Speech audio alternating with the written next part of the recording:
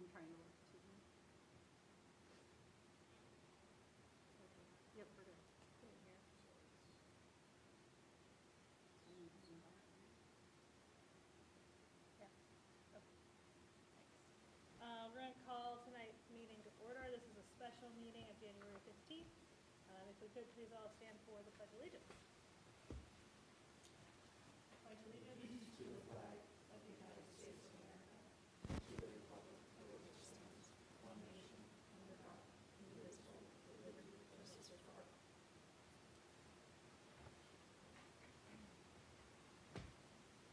Thanks, everybody, for meeting early tonight. For the special meeting, do we have any considerations for the agenda? We do not. Okay. Then I need a motion to approve as submitted. No, I don't. I'm on the wrong one. It's all right. We still need to do the pledge. All right. So, discussion. We're here to talk tonight about the Proposition 2, which tied in votes, which is legally a fail for legal reasons, but because of the tie, I felt it very important for us to come together and meet and discuss so we can see where we want to head from here and what are our options. That's perfect.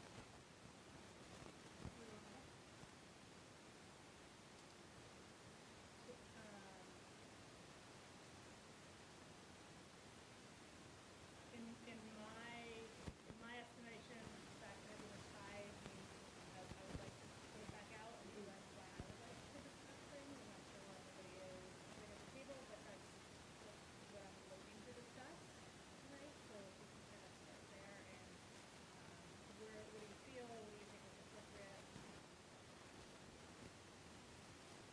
Can I ask some questions tonight? So there are some components that I want to understand a little bit better about Prop 2.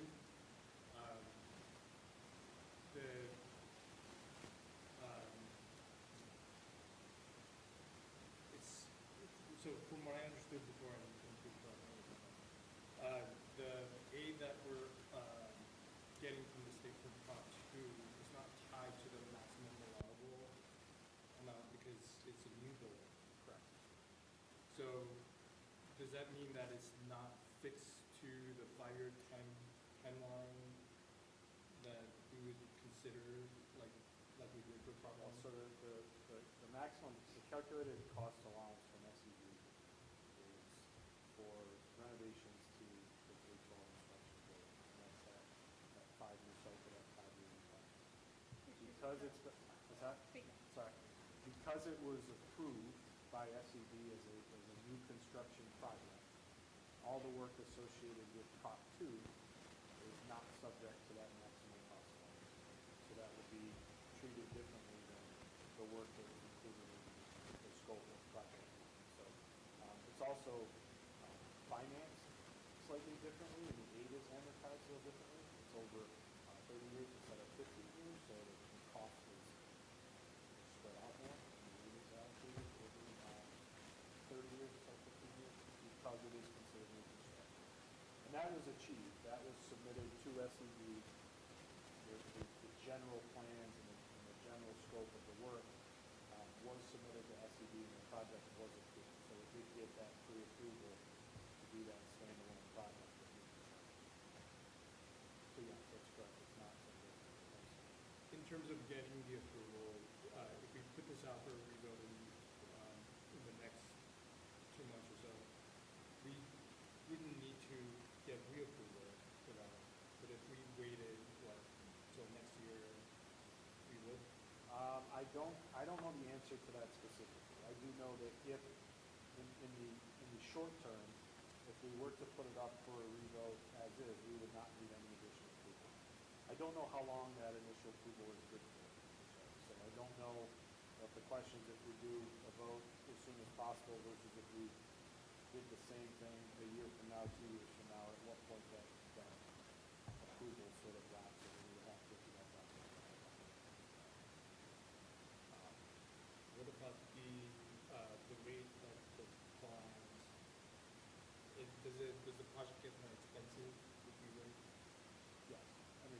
construction costs are gonna go up, and, you know, I don't think there's anything that's indicating that construction costs won't increase.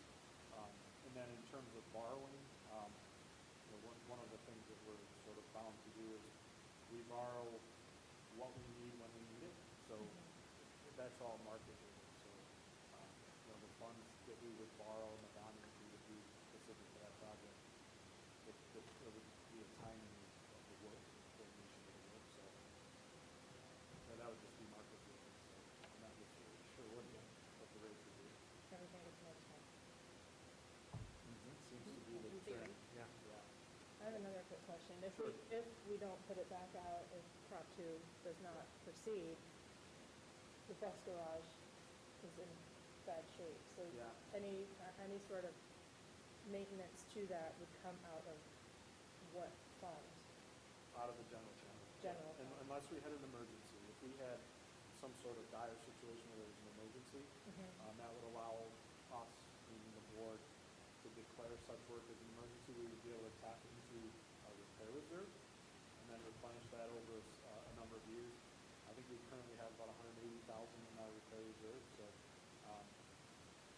you know, we talked about this, and the challenge is, you know, because we've been asked, well, what happens? What's it gonna cost us? I don't know. I know that there will be a cost associated with maintaining the building to the point that it can remain and be up to code and pass inspections and be a safe structure on our property. I believe that cost would go up exponentially if the desire was to not only keep the building, but also repair it to the extent that it could continue to be used, either as a bus garage or locker room space instructions. So currently, we had some issues this winter with the bus garage. Can you explain what's going on with the usage of that space? Yeah, so it's partially tied into the incident that happened in the spring, with the breach of that exterior wall. When the heating season began, we turned on the boilers to heat the bus garage as we normally would. It's not capable to heat the building as we normally would because of the wall being missing. That led to some problems with the boiler, with extensive amount of repairs necessary. So we shut that down. We made efforts to try to heat the building in pockets using electrical heat. We ran into problems with water. We're not able to heat it to a sufficient amount. So since then, we've sort of, the building is not occupied anymore. I mean, it is safe. It is structurally safe. But we worked with the village to shut the water off to the building, so the water is shut off. We're not heating it. Bus drivers are in and out of there on a daily basis to, you know, grab keys, that kind of stuff. Our ski club can still store their skis in the foyer, but it's not occupied regularly. And that'll remain that way through the end of the heating season.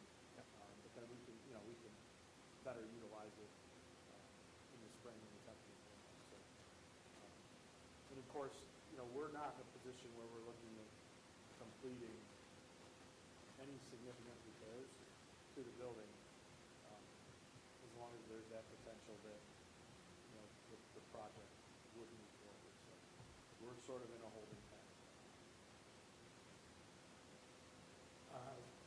What about, is there any insurance money that would cover, or like, I can't remember what we discussed about.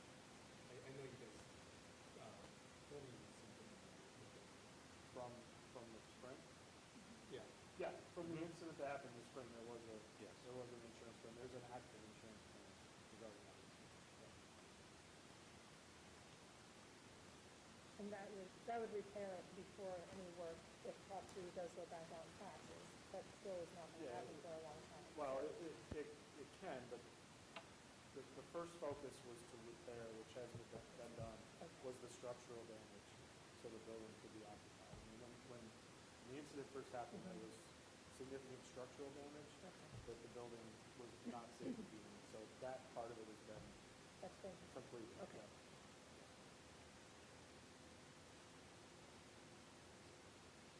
Prop 2 is not just about a bus garage.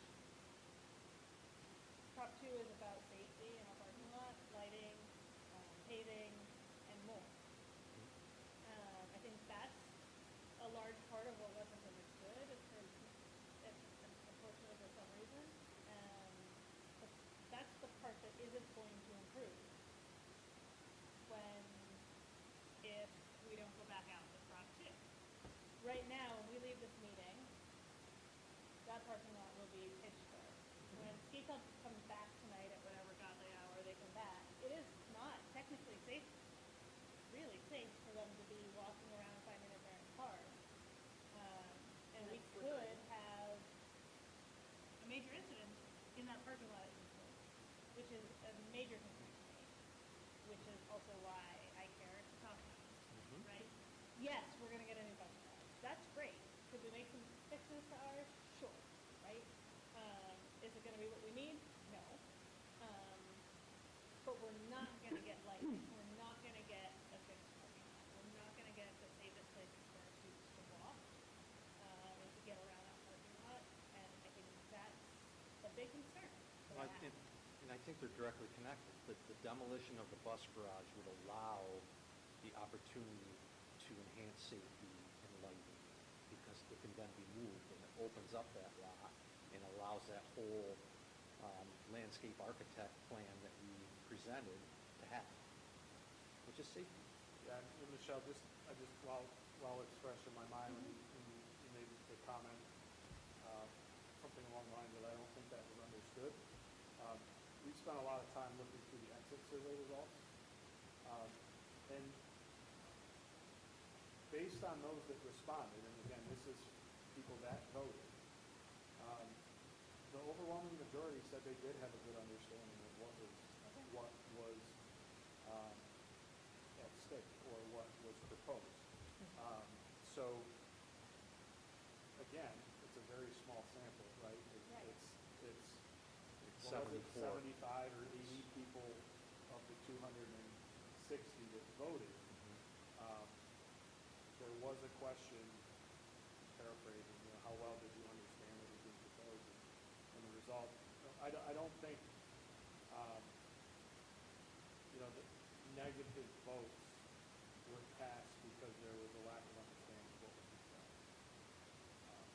Now, could a lack of understanding of what was being done led to a lower turnout? I mean, that's speculative. I mean, if you look at how many people came to vote in December, we had 260 people. That's inclusive of the absentee There vote. were 20 absentees, so 240 So in-person voters.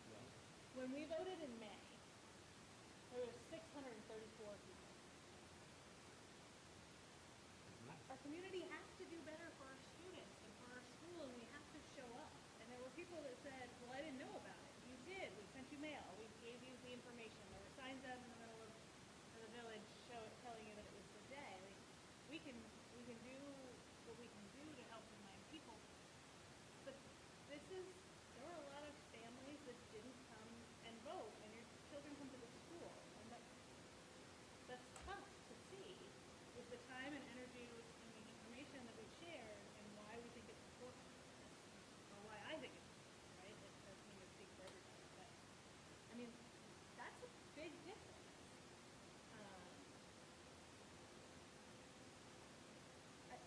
It concerns me that, we haven't had that low of a turnout for a May vote since 2022.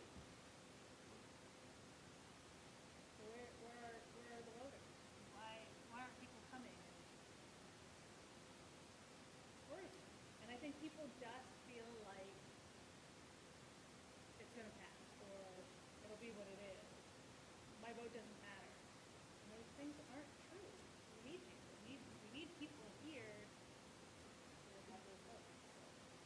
Bill, I'm wondering if you could speak to how you think in the building the faculty and staff are feeling about the attendance.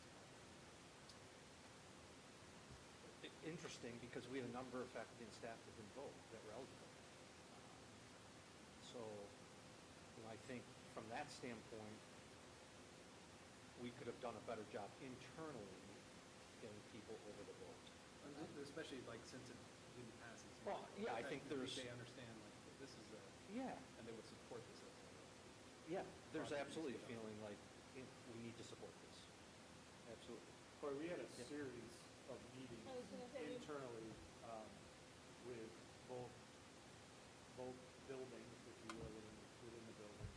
Faculty meetings. This was before or after? Before the vote, both steering teams, and overwhelmingly supportive of both propositions and the coordination of the work, and, even in the sense of Q&A and clarifying questions, I don't think there was anything to suggest any opposition from anybody internally with anything associated with the project, the scope of the work, the timing, the impact, so. Well, and I feel the same with everybody that came to the coffees or the presentations that we held. Mhm. Or meeting with them. But there were people that had concerns.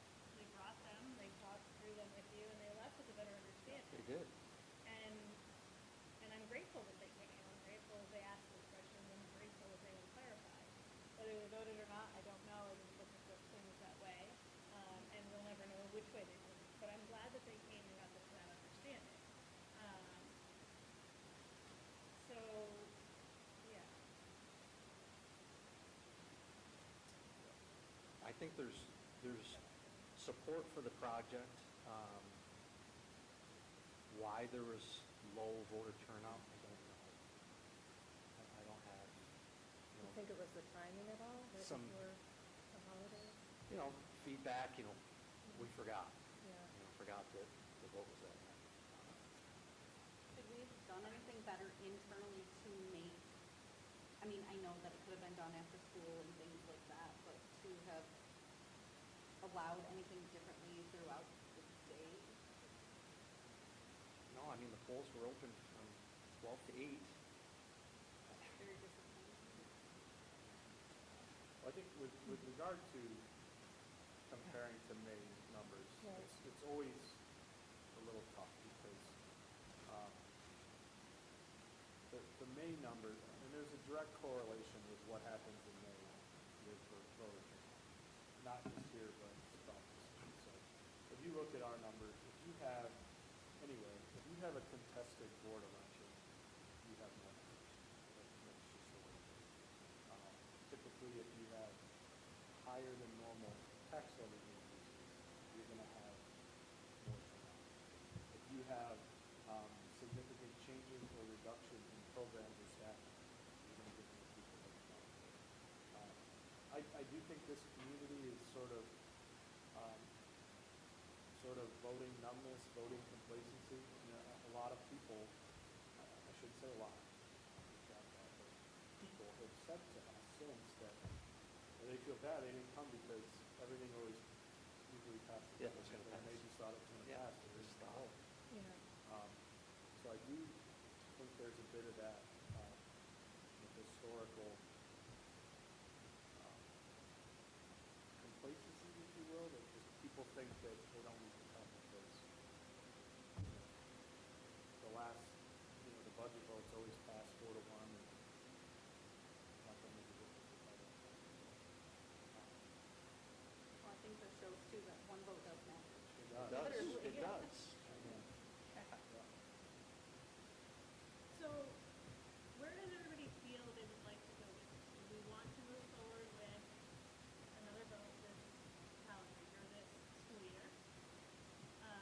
Or don't we? I mean, we're not voting on it, but I just would like ideas of where we feel so we can talk about next steps if we're all on time or feeling like this is not a vote, it's just a conversation of what we're feeling. Personally, would like it to go back to a revote as soon as possible, and part of the education be that, again, there's repairs that just have to be made. And I think people need to understand too, like, those repairs have to be made, and it's gonna come from the general fund, and it is going to impact other things that happen in this building, that we just had a really stressful budget year, we're about to have another stressful budget year, and we were, again, like, I don't wanna say this, but we were lucky last year. We're not going to be able to do that again. And it's going to be harder to things that we have here, when we have to take away from them for reasons such as this.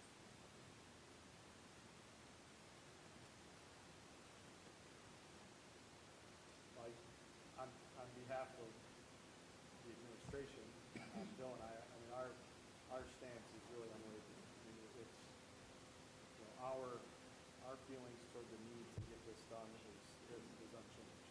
So, you know, we have an unwavering push to get this done in what we feel is the most effective and efficient use of the resources we have available, which is all the parameters and the timeline that was set forth in the original vote. So that's sort of, that's kind of where we stand. So, Yeah, the work, I mean, the work is there and the work needs to be done. And by that proposition passing could serve to protect instructional programming and staffing, because if that work doesn't get done, and it needs to be done out of a capital project, it's gonna have to come out of general fund. And that could have an impact on staffing and programming. And it's worth repeating again what Michelle said, is like, it is really unsafe out there. Yeah. Let's all explore it when we leave here tonight. If you've ever left a game, you have kids that are driving and walking to that fucking back parking lot, and it's a huge concern. Well, morning drop off, it's just, it's not a safe environment.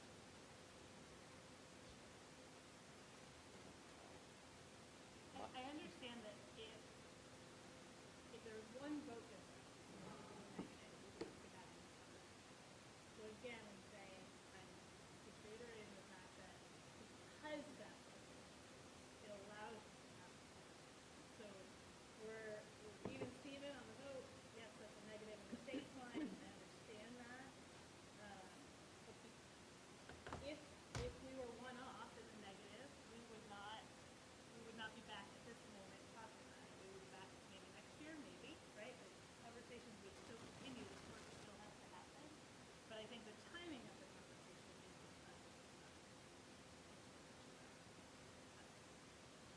I think the tie provides an opportunity to get more clarification from the community. Is it a yes or is it a no? I wanted to focus more on one proposition instead of trying to focus on two different propositions. Michelle, do you have the We have to timeline? speak, sorry, we have to speak up louder, it's not picking up yet. I have information on a potential timeline that I can share. but that's what I wanted to make sure that we wanted to have that That's conversation. information you want to hear. Yeah, I think it makes sense to me that we want a definitive answer from the community. And I think enough people informally polled, which said that they were unsure, busy, or I don't want to blame anybody for that was a busy time. And I think I remembered to vote on my way to the board meeting because I was coming to the board meeting that night. So I understand if someone with everything going on, I'm not having first to their mind. So yeah, I think it makes sense to me to get a more definitive answer.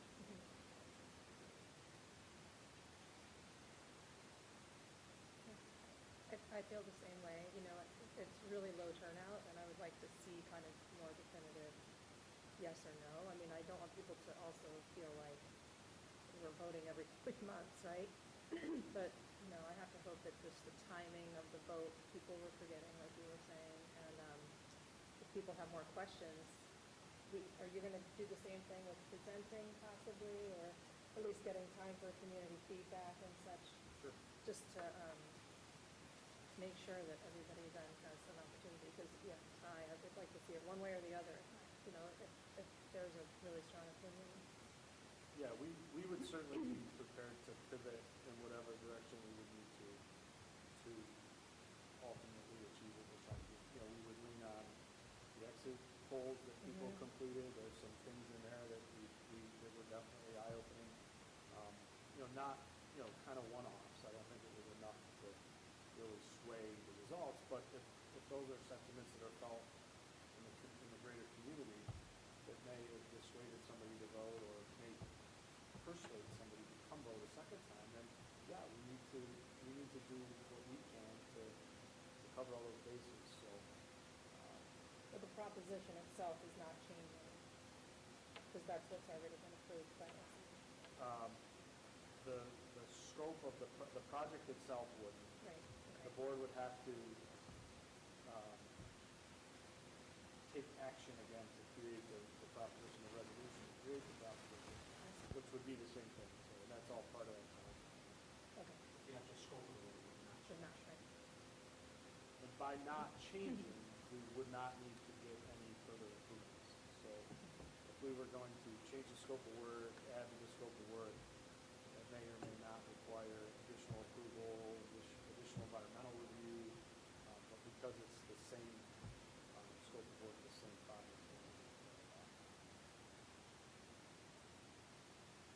So, a potential timeline, the first vote was December 16th. Yeah, so I So that just, puts us, yeah, I want to, before I Yeah. get into this, I want to thank Jody. Jody did a lot of hard work on this, and there's a lot of, dates looking back, dates moving forward, and counting, and checking with multiple agencies and regulatory bodies, so I want to thank Jody for the work, and I'll probably be looking out of the corner of my eye to make sure, look for some head nods, but yes, by law, there has to be a 90-day waiting period before you can vote again, so the absolute earliest you could do a revote is 90 days from the original date. So that would put us roughly in the middle of March. There's a 45-day waiting period from the time that the board adopts the resolution for the referendum. So, and that's in order to allow us the adequate amount of time for the legally required legal notices and preparatory work leading up to the vote. So, Yeah, are there like certain days of the week or like that we have to do this, or could we back it off from, like, I know the musical is like mid-March, could you piggyback it where a bunch well, of people we're are not already mid, here? we're not mid-March anymore. That's, Okay. yeah, that's so what's the- So we're future. beyond that? Right, Right. so, again, looking at what we currently have scheduled, the February board meeting is on February 12th. Hypothetically, if that was the meeting that a resolution was, you took action on a resolution for the referendum, 45 days from February 12th would be March 30th. So that is the earliest. If February 12th was the date that the resolution, there was action on a resolution, then that would be March 30th would be the first day you could have a meeting.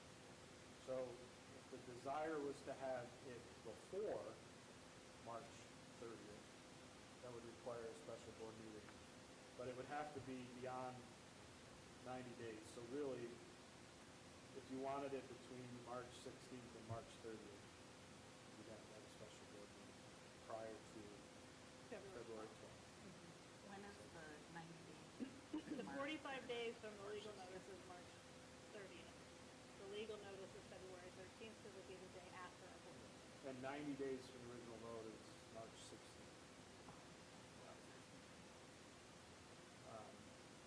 So that kind of establishes the legal ramifications. And then any time after March 30th would be fine, but then you run into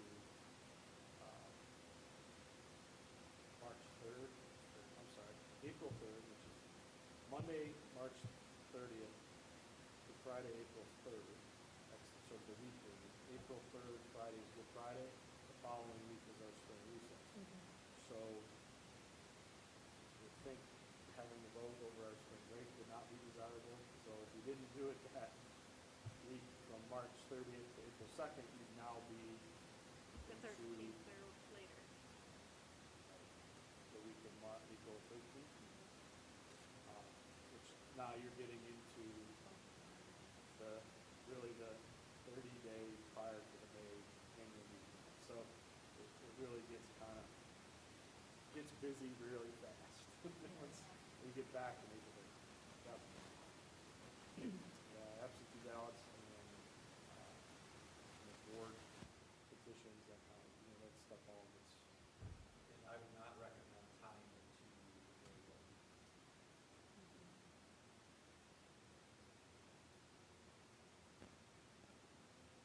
But we could have a special meeting to vote on this and be able to push the vote see that, just to have like a visual. We don't need to, we could vote the 31st, the 1st, or the 2nd, and without having to do that.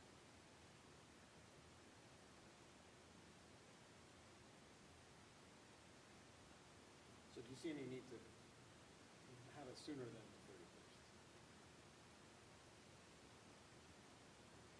I don't, I think as far as the timing of the project, coordination of work with phase one, whether it's March 16th or March 30th, is not gonna matter. I think at that point, it becomes a question of, if our desire is to increase turnout, then it becomes just more of a strategic conversation of when do we think we're gonna get the best read on our community? Because this is probably gonna be it, right? I mean, if it passes, obviously we're moving forward, but if it goes down again, then we're moving forward. So at that point, it probably, if the desire is to increase our turnout and get a better idea of what the community feels, then it becomes a strategic conversation. When we get the best with doing that.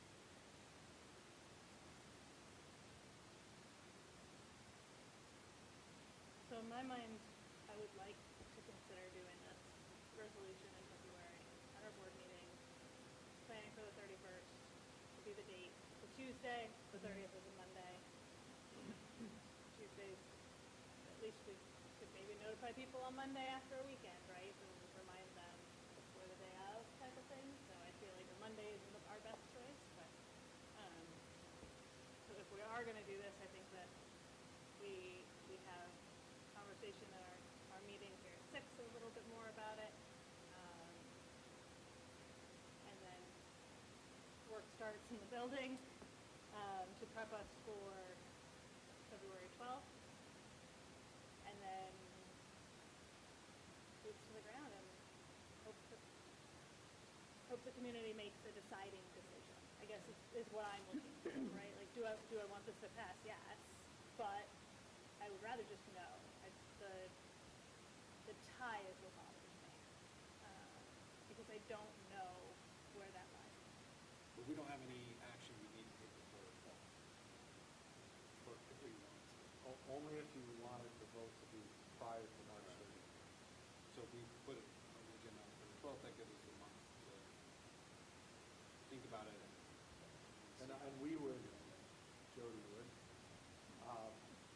confirm that with our bond counsel and our legal team to make sure that what we just shared with you is entirely accurate. Because then we would have the resolution on the agenda for February 12th. We'd have to notify the Board of Elections. It's restart, it's restarted. And that gives people who want to come voice opinions on the February 12th, they could.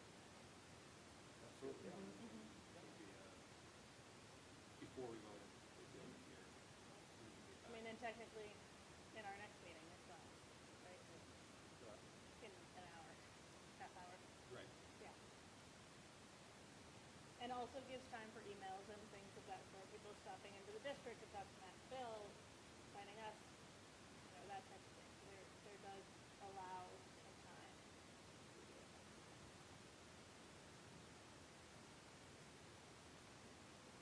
Anything else on this topic? Our next meeting starts at 6, so we have 25 minutes. We're not trying to rush us through this by any means, but also we're at a spot that we feel is good on conversation, then we can end this meeting and start the next meeting in 25 minutes. Okay. I'm good. Do you guys feel like you have an understanding of things?